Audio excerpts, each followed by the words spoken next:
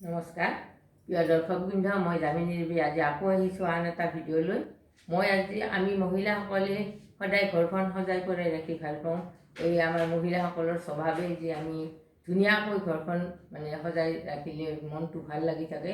সেয়ে মই আজি আপোনালোকক মোৰ হাতেৰে বনোৱা ড্ৰয়িং ৰুমৰ চফা ছেট এটা দেখুৱাব খুজিছোঁ। এইটো মই হাতেৰে বনোৱা চফা ছেট।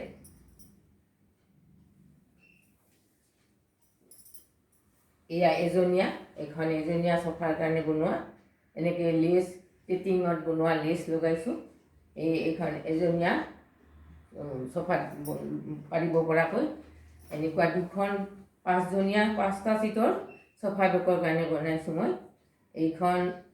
এখন এজনীয়া ছিটৰ কাৰণে বনাইছোঁ। একেধৰণে একে ডিজাইন, একে ফুল, একে হেৰিৰে বনোৱা হৈছে। এইটো একে পেটিঙত বনোৱা লেচ লগাই দিছোঁ।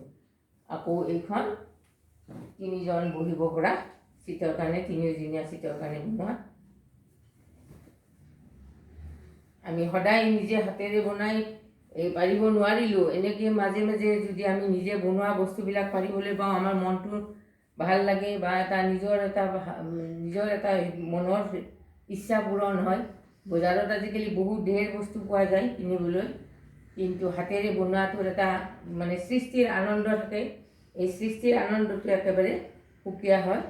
সেইকাৰণে মই আজি আপোনালোকক দেখুৱাইছোঁ এইবাবেই যে আমি ঘৰতে থাকিও আমি কিছুমান কাম নিজ হাতেৰে কৰিব পাৰোঁ ঘৰটো সজাই ৰখাৰ কাৰণে।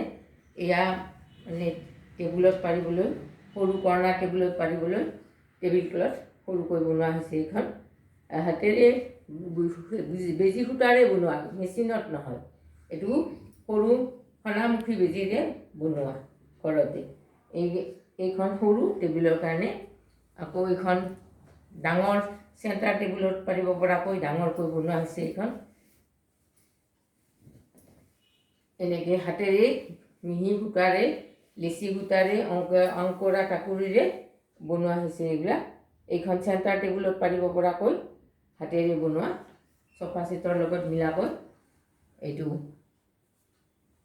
এইখন এখন সৰু চেণ্টাৰ টেবুলত সৰু টেবুলত পাৰিব পৰা, কৰ্ণাৰ টেবুলত পাৰিব পৰাকৈ হাতেৰে বনোৱা। এইটো চফা বেগ টেবিল ক্লথ।